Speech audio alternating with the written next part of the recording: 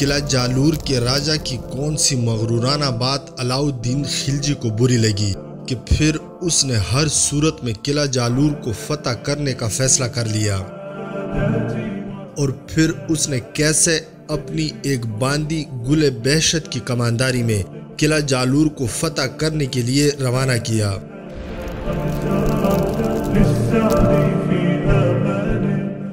ملک کافور جو ایک غلام تھا، پھر علاؤالدین خلجی نے اس کو ایک اعلیٰ مقام بخشا۔ کیسے ملک کافور نے آخری وقت میں علاؤالدین خلجی سے دغابازی کی۔ اپنے آخری وقت میں جب علاؤالدین خلجی شدید بیمار تھا، اس کی بیوی اور بیٹی کی کون سی بات نے اس کو بے حد دکھ دیا۔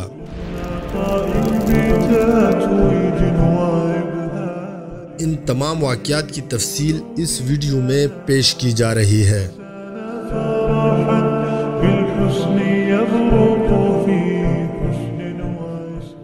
جب مسلمانوں نے راجہ رائے کرن پر حملہ آور ہونا شروع کر دیا، تب منگل دیو نے ان ہنگاموں سے فائدہ اٹھانے کا ارادہ کر لیا۔ اپنے باپ کی اجازت لیے بغیر اس نے اپنے بھائی بھیم دیو سے ساز باز کر کے اس سے اعلیٰ درجے کے تحائف کے ساتھ راجہ کی طرف روانہ کیا اور اس سے یہ پیغام بھجوایا: مسلمانوں اور ہندوؤں میں جو مذہب کی بنیاد پر دشمنی ہے وہ ظاہر ہے۔ بہتر یہی ہے کہ اپنی بیٹی دیولدی کو، جس کی وجہ سے یہ سارا دنگا فساد ہو رہا ہے، میرے ساتھ بیاہ دو۔ اگر تم ایسا کرو گے تو اس کا نتیجہ یہ ہوگا کہ مسلمان مایوس ہو کر تم سے جنگ نہ کریں گے اور واپس چلے جائیں گے۔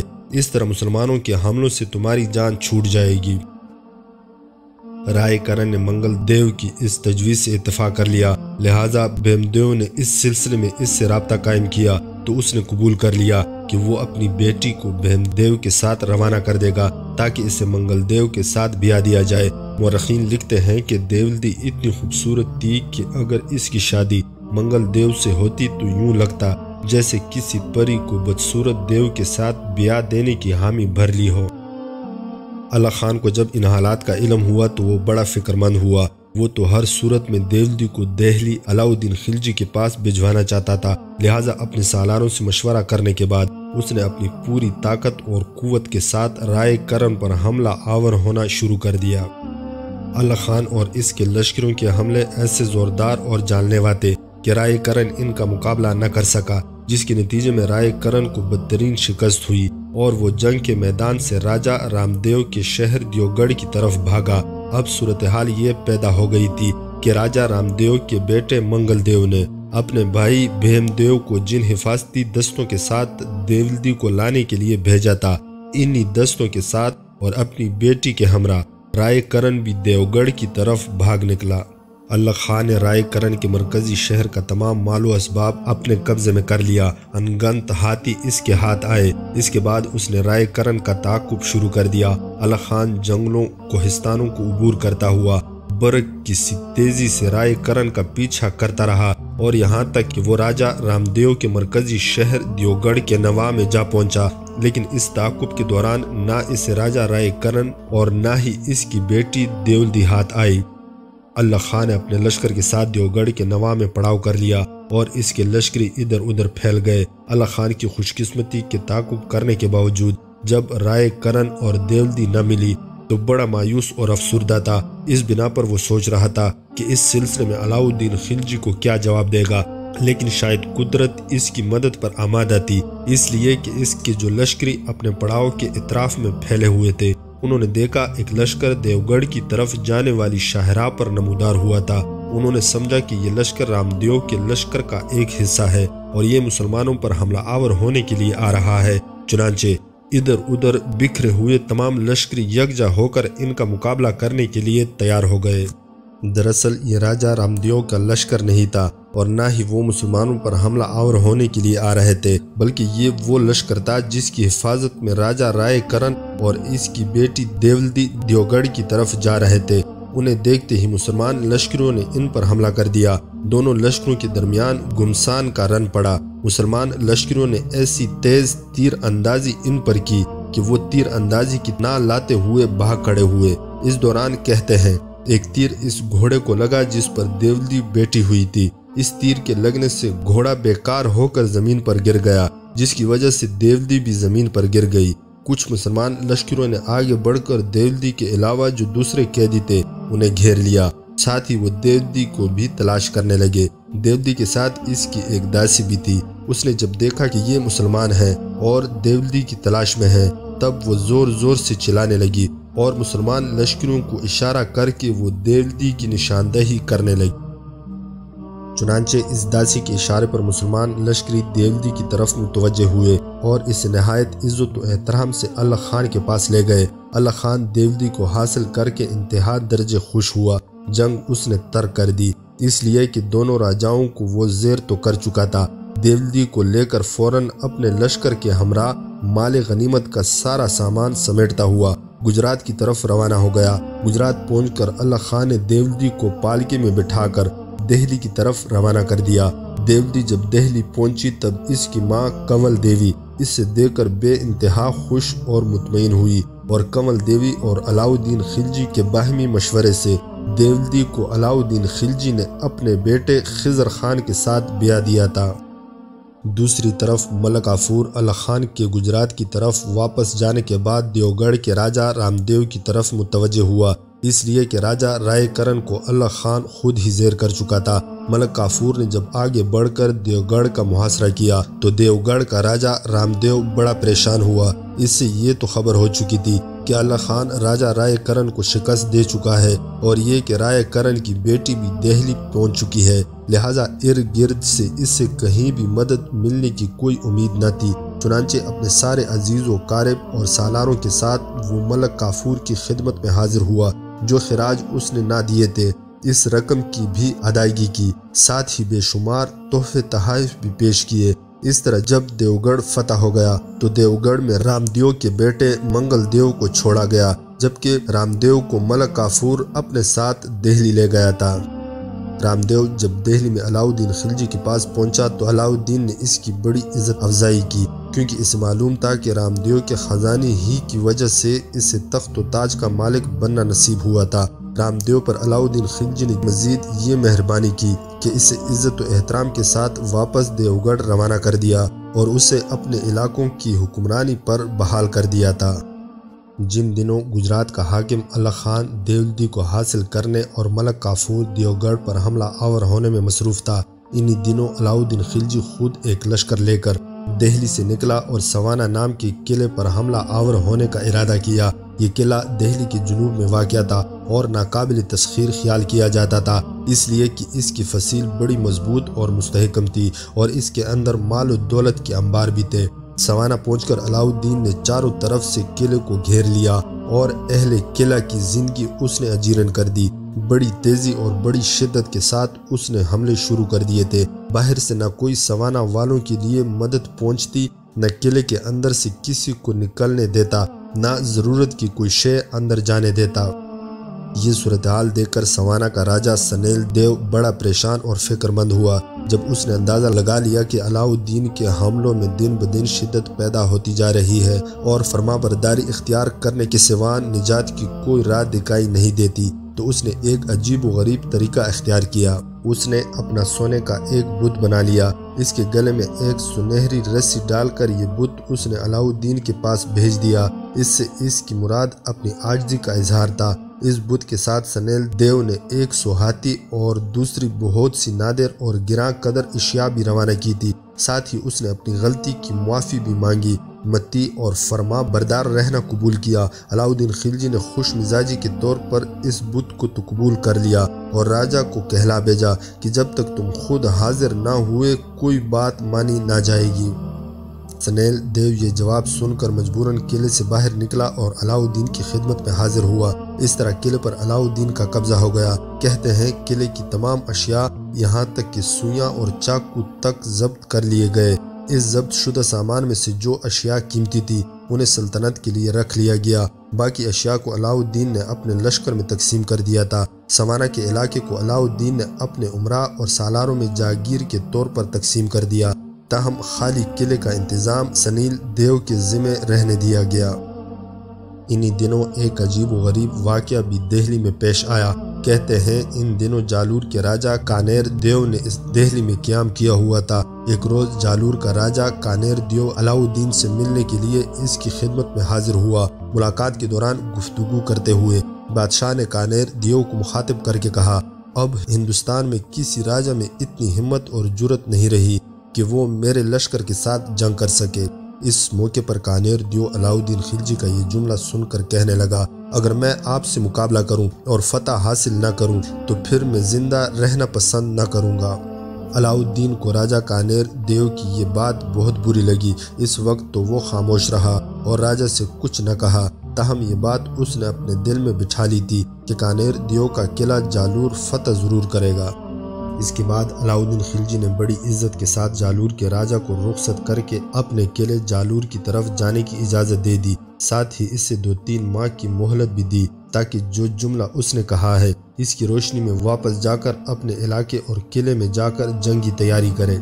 اس کے بعد علاؤ الدین خلجی نے کانیر کے خلاف اپنی طاقت اور قوت کا مظاہرہ کرنے کا تہیہ کر لیا۔ علاؤ الدین خلجی نے ایک عجیب و غریب طریقہ اختیار کیا۔ اس کی ایک لونڈی تھی جس کا نام گل بہشت تھا، اس کے بیٹے کا نام شاہین تھا۔ اس نے راجہ کانیر دیو پر حملہ آور ہونے کے لیے جو لشکر تیار کیا، اس کا کماندار کسی سالار کو نہیں بنایا بلکہ اس کا کماندار اپنی لونڈی گل بہشت کو بنا کر راجہ پر حملہ آور ہونے کے لیے روانہ کیا اور اس کے بیٹے شاہین کو اس کا نائب مقرر کیا۔ گل بہشت لشکر لے کر راجہ کے قلعے جالور پہنچی۔ قلعے کا اس نے محاصرہ کر لیا، انتہائی جرات مندی اور بہادری کے ساتھ راجہ کے لشکر کا مقابلہ کیا اور قلعے سے باہر راجہ کے لشکر کو شکست دی۔ راجہ محصور ہو گیا۔ اب لونڈی گل بہشت نے بڑی شدت کے ساتھ قلعے کا محاصرہ کر لیا تھا۔ اس کی وجہ سے کانیر دیو بڑا پریشان اور فکر مند ہوا۔ راجہ کا قلعہ فتح ہونے کے قریب تھا کہ بدقسمتی سے گل بہشت بیمار ہوئی اور چند روز بعد اس بیماری کے ہاتھوں ختم ہو گئی۔ گل بہشت کے انتقال کے بعد اس کے بیٹے شاہین نے اپنی ماں کی جگہ سنبھالی اور اس کے نقش قدم پر چلتے ہوئے کانیر دیو کے قلعے پر حملہ آور ہوتے ہوئے کانیر دیو کا جینا حرام کر دیا۔ علاؤ الدین خلجی کو جب گل بہشت کے مر جانے کی خبر ملی تو اس نے اپنے ایک سالار کمال الدین کو لشکر کی کمانداری سنبھالنے کے لیے روانہ کیا۔ اپنی ماں کے بعد گو شاہین لشکر کو سنبھالے ہوئے تھا لیکن اسے کمانداری کا کوئی تجربہ نہ تھا۔ اس بنا پر کمال الدین وہاں پہنچا۔ کمال الدین علاؤ الدین خلجی کے عمدہ منجے ہوئے اور تجربہ کار سالاروں میں سے تھا۔ وہ اس انداز سے کانیر دیو پر حملہ آور ہوا کہ قلعے کو اس نے فتح کر لیا اور کانیر دیو ماں اس کے ہمراہیوں اور رشتہ داروں وغیرہ کو اس نے قتل کر دیا۔ قلعے کی فتح کے بعد سب سے پہلے کمال الدین نے فتح کی خبر علاؤ الدین کو بھجوائی اور قلعے سے جس قدر مال و اسباب ملا تھا وہ بھی دہلی کی طرف روانہ کر دیا گیا۔ کانیر دیو پر فتح حاصل کرنے کے بعد علاؤ الدین نے مشہور و معروف اور مضبوط اور مستحکم قلعے دارنگل کی طرف توجہ دی۔ علاؤ الدین نے اس سے پہلے بھی ایک لشکر اس قلعے پر حملہ آور ہونے کے لیے روانہ کیا تھا لیکن بدقسمتی سے ان دنوں منگولوں کا ایک لشکر ہندوستان پر حملہ آور ہو گیا جس کی بنا پر علاؤ الدین خلجی کو اپنے لشکریوں کو واپس بلا کر منگولوں کا مقابلہ کرنا پڑا۔ اس بنا پر وارنگل نام کا یہ قلعہ فتح نہ ہو سکا۔ اب علاؤ الدین نے پھر اس قلعے کو فتح کرنے کا تہیہ کر لیا۔ ملک کافور کو ایک لشکر دے کر اس نے قلعہ فتح کرنے کے لیے روانہ کیا۔ لشکر کو روانہ کرتے وقت علاؤ الدین خلجی نے نصیحت کی کہ وارنگل کا راجہ لدر دیو دولت و مال اور ہاتھی نظر کر کے اور سال ہر سال اگر خراج ادا کرنے کا عہد کرے تو اسے منظور کر لینا اور معاملے کو آگے نہ بڑھانا، اس کے بعد تلنگانہ کو فتح کر کے لوٹ آنا۔ اس طرح علاؤ الدین خلجی نے اس لشکر کو روانہ کیا اور لشکر کے 2 سالار مقرر کیے، ایک ملک کافور اور دوسرا خواجہ حاجی تھے۔ یہ لشکر منزل پر منزل مارتا ہوا پہلے دیوگڑھ پہنچا۔ دیوگڑھ کا راجہ رام دیو علاؤ الدین خلجی کا خراج گزار اور ماتحت تھا۔ اس نے شاندار طریقے سے مسلمانوں کے لشکر کا استقبال کیا، بہت سے تحفے تحائف پیش کیے۔ دیوگڑھ میں سستانے کے بعد ملک کافور اور خواجہ حاجی اپنے لشکر کو لے کر پھر پیشقدمی کرنے لگے۔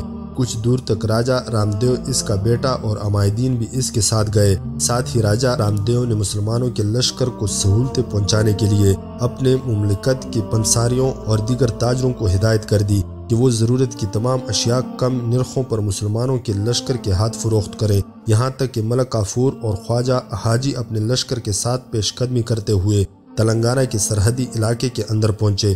यहाँ मुख्तलिफ जगहों पर हमला आवर होकर मलक काफूर ने तबाही और बर्बादी का खूब खेल खेला। ऐसा करके उसने एक तरह से वहाँ के लोगों को खौफजदा कर दिया था ताकि इताअत पर मजबूर हो जाएं। जब आसपास के छोटे छोटे राजाओं को खबर हुई कि मुसलमान इन पर हमला आवर होने के लिए इनके इलाकों में दाखिल हो चुके हैं, तब छोटे छोटे सारे राजा वारंगल के राजा लदरदेव के पास चले गए। इस तरह आसपास के इलाकों पर अपना कब्जा करने के बाद मलक काफूर और ख्वाजा हाजी अपने लश्कर के साथ वारंगल जा पहुंचे। वारंगल का किला बड़ा मजबूत और मुस्तहकम था और बड़े बड़े पत्थरों से इसकी फसील बनी हुई थी। मलक काफूर और ख्वाजा हाजी ने किले का मुहासरा करके आने जाने के तमाम रास्ते महदूद कर दिए। किले के अंदर जो लश्कर था उसने हमला आवरों का मुकाबला करने पर कमर बांधी। रोजाना हजारों जंगजू किले से निकलकर मुसलमानों से मुआरका आराई करते और अपना नुकसान करा के किले के अंदर चले जाते। इन तमाम कोशिशों के बावजूद किले का लश्कर ज्यादा देर तक शहर की हिफाजत न कर सका। मलक काफूर और ख्वाजा हाजी ने अपने हमलों में तेजी पैदा करते हुए वारंगल शहर पर कब्जा कर लिया। अब वारंगल का लश्कर किले के अंदर मैसूर हो गया था। किले के बैरूनी हिस्से पर अलाउद्दीन के लश्कर का कब्जा हो जाने की वजह से वारंगल का राजा लदरदेव बड़ा बदहवास हुआ। इसके औसान खता हो गए और उसने ये फैसला किया कि मुसलमानों का मुकाबला करना अब बेकार है और अगर वो मुकाबला करेगा भी तो खुद भी मारा जाएगा और अपने लवहकीन की मौत का भी बायस बनेगा। लिहाजा उसने मसलहत इसी में देखी कि इताअत गुजारी का ऐलान कर दिया जाए। ये फैसला करने के बाद राजा लदरदेव अपने लवहकीन और उमरा के साथ मलक काफूर और ख्वाजा हाजी की खिदमत में हाजिर हुआ। उसने 300 हाथी, 7000 घोड़े, बेहद और बेशुमार दौलत और ज़र जवाहरात पेश किए और हर साल बाकायदगी के साथ खराज देने का वादा भी किया। इस तरह वारंगल भी अलाउद्दीन के हाथों फतह हुआ और फतह की यह खबर दिल्ली में जब अलाउद्दीन के पास पहुंची तो उसने इस फतह का जश्न मनाने का हुक्म दिया। इस दौरान अलाउद्दीन खिलजी बीमार पड़ गया। इसकी बीवी, जिसे मलका जहां कहकर पुकारा जाता था, और बड़ा बेटा खिजर खान अपने तौर पर मजलिस आराइयों ऐशो इशरत में मसरूफ़ रहे। इस किस्म की मसरूफियात ने उन्हें बादशाह की तरफ तवज्जो करने की मोहलत न दी। दोनों ने बादशाह के इलाज और तिमादारी की परवाह न की। अलाउद्दीन खिलजी ने अपने बेटे और बीवी को अपनी हालत से बेपरवाह देखा तो इससे बहुत दुख और अफसोस हुआ। उसने अपनी बीमारी को इन दोनों की गफलत का नतीजा समझा। अलाउद्दीन की बीमारी के दौरान हर रोज़ खिजर खान और इसकी माँ मलका जहां से ज़रूर कोई ना कोई ऐसी बात होती जिसकी वजह से अलाउद्दीन इन दोनों से ज़्यादा बदगुमां होता चला गया और इस बदगुमानी से मलक काफूर ने फ़ायदा उठाने का फैसला कर लिया। खिजर खान को इन दिनों महफिलें आरास्ता करने, शराब पीने और गाना सुनने वगैरह से कतई फुर्सत न मिलती थी। वो इन मशागल में सरतापा गर्क होकर रह गया था। चौगान बाजियों और हाथियों की लड़ाई देखने से इससे बहुत दिलचस्पी थी और वो अपना वक्त इन्हीं सिलसिलों में सर्फ करता था। मलका जहां का ये आलम था कि इससे बेटों की शादी, पोतों के अकीकों और ख़त्नों और दीगर रस्मात मसरूफ़ रहने के अलावा और कुछ ना भाता था। वो हर वक्त इस किस्म की तकरीबात में मसरूफ़ रहती थी। अलगर्ज इन दोनों को सिवाय अलाउद्दीन की बीमारी के और सब कुछ याद था और वो शब रोज़ इन गैर अहम कामों में उलझे रहते थे। अलाउद्दीन खिलजी ने जब अपने बेटे और बीवी का यह हाल देखा तो उसने इस सिलसिले में मलक काफूर को बुलाकर अपने बेटे खिजर खान और मलका जहां की लापरवाही की शिकायत की। मलक काफूर तो खुद हिंदुस्तान का बादशाह बनने का ख्वाब देख रहा था, लिहाजा उसने मौके को गनीमत जानकर बादशाह से कहा, मैं इन हालात के पेश नज़र इस नतीजे पर पहुंचा हूँ कि खिजर खान, मलका जहां और खिजर खान खालू अल्लाह खान, जो तीनों शाही ख़ानदान के उमरा हैं, आपकी मौजूदगी उन्हें भली मालूम नहीं होती, इसलिए वो तह दिल से आपकी मौत के ख्वाह हैं। जिन दिनों मलक काफूर अलाउद्दीन खिलजी के बेटे खिजर खान और इसकी माँ मलका जहां के खिलाफ साजिश कर रहा था, इन्हीं दिनों मलका जहां को जश्न मुसरत मनाने की तदबीर सूझी। उसने अलाउद्दीन से इस अमर की इजाज़त तलब की कि शहजादा शादी खान को अल्लाह खान की बेटी से ब्याह दिया जाए। ये सुनकर मलक काफूर को बादशाह के कान भरने का मजीद और नादिर मौका मिला। उसने इधर उधर की बातें लगाकर बादशाह को इन लोगों की तरफ ज्यादा बदगुमान कर दिया। अलाउद्दीन ने मलक काफूर के बार बार शिकायत करने और इनकी साजिशों में आकर बड़ी एहतियात से काम लेते हुए खिजर खान को शिकार के बहाने अमरोहा की तरफ रवाना कर दिया और चलते वक्त इससे कहा, जब मैं सेहतयाब हो जाऊंगा تو تمہیں بلا لوں گا۔ کہتے ہیں خضر خان نے روانہ ہوتے وقت یہ منت مانی کہ اگر اس کا باپ صحت یاب ہو گیا تو وہ امروہہ سے دہلی تک پیدل چل کر آئے گا۔ جب خضر خان کو یہ معلوم ہوا کہ علاؤالدین کی صحت کچھ اچھی ہو رہی ہے تو اس نے اپنی منت پوری کی اور اپنے خاص لشکر کے ساتھ امروہہ سے دہلی پیادہ پہنچ گیا، اور اس کی آمد پر ملک کافور کو علاؤالدین کے کان بھرنے کا ایک اور موقع مل گیا۔ ملک کافور نے علاؤالدین کے کان بھرے اور کہا، خضر خان آپ کی اجازت کے بغیر امروہہ سے دہلی آ گیا ہے، اس لیے اس سے ہوشیار رہنا چاہیے، کہیں امیروں کے ساتھ مل کر سازش نہ کرے اور کوئی نیا فتنہ نہ پیدا کر دے۔ علاؤالدین خلجی کو ملک کافور کی اس بات کا اعتبار نہ آیا اور اس نے خضر خان کو بلایا، اس سے ہم آغوش ہوا، اس کے سر اور آنکھوں کو چوما اور اسے اجازت دی کہ حرم سرا میں جا کر اپنی ماں اور بہنوں سے ملاقات کرے۔ ملک کافور جو خود ہندوستان کا بادشاہ بننے کے خواب دیکھ رہا تھا اور اسے یقین تھا کہ جب تک خضر خان اور اس کے بھائی زندہ ہے اس وقت تک وہ ہندوستان کا بادشاہ نہیں بن سکتا، اس کے راستے کی سب سے بڑی رکاوٹ خضر خان کا خالو الغ خان بھی تھا، جو ایک اچھا سپہ سالار، عمدہ سیاستدان بھی تھا، اور وہ علاؤالدین خلجی کا جانثار اور مخلص بھی تھا۔ اب ملک کافور نے لگاتار خضر خان اور الغ خان کی شکایتیں کرنے شروع کر دی۔ ایک موقع پر اس نے علاؤالدین کو مخاطب کر کے کہا، خضر خان فلاں فلاں امراء سے سازش کر کے آج کل ہی میں بادشاہ کی جان لینے والا ہے، اس کام میں اس کا بھائی شادی خان بھی شامل ہے۔ اپنے ان الزامات کو تقویت پہنچانے کے لیے ملک کافور نے مکاری اور عیاری سے کام لیتے ہوئے چند چھوٹے گواہوں کو پیش کر دیا جو غلام تھے۔ اس طرح ملک کافور نے علاؤالدین کو خضر خان اور شادی خان کی طرف سے مکمل طور پر متنفر کر کے ان دونوں کی گرفتاری کا فرمان جاری کروا دیا۔ گرفتاری کے بعد ملک کافور نے ان دونوں شہزادوں کو گوالیار کے قلعے میں قید کر دیا، ملکہ جہاں کو محل سے نکلوا کر پرانی دہلی میں بند کر دیا۔ اس کے ساتھ ملک کافور نے پھر عیاری، اوباشی، بدماشی اور مکاری سے کام لیتے ہوئے خضر خان کے خالو اور علاؤالدین کے انتہائی مخلص سالار اور امیر الغ خان کی موت کا بھی فرمان جاری کروا لیا۔ الغ خان جو خضر خان اور شادی خان کا خالو تھا اور ابھی حال ہی میں گجرات سے آیا تھا، اور اس نے علاؤالدین کے لیے ماضی میں بہترین کارہائے نمایاں بھی انجام دیے تھے، وہ اس ملک کافور کی عیاری کی وجہ سے مارا گیا۔ اب لے دے کہ دہلی میں علاؤالدین خلجی کے بہترین اور عمدہ سالاروں میں سے کمال الدین رہ گیا تھا۔ ملک کافور جانتا تھا کہ کمال الدین اس کے ارادوں کو پورا نہ ہونے دے گا، لہٰذا اس کی بھی شکایتیں کرتے ہوئے ملک کافور نے علاؤالدین سے حکم جاری کروا دیا اور کمال الدین کو اس نے جالور کی طرف روانہ کر دیا تاکہ وہ جالور کے حاکم نظام الدین کو، جو الغ خان کا بھائی تھا، قتل کر کے وہاں خود حکومت کر لے۔ آخر 6 شوال ہجری 716 کی رات کو علاؤالدین خلجی کی روح کف سے انصری سے پرواز کر گئی۔ بے شمار زر و جواہرات اور دولت جو محمود غزنوی کو بھی میسر نہ ہوئی تھی اور جسے علاؤالدین نے بڑی محنت سے جمع کیا، دوسروں کے لیے چھوڑ گیا۔ بعض لوگوں کا کہنا ہے کہ بادشاہ کی موت زہر خورانی سے ہوئی اور یہ زہر اس کے غلام ملک کافور نے دیا تھا۔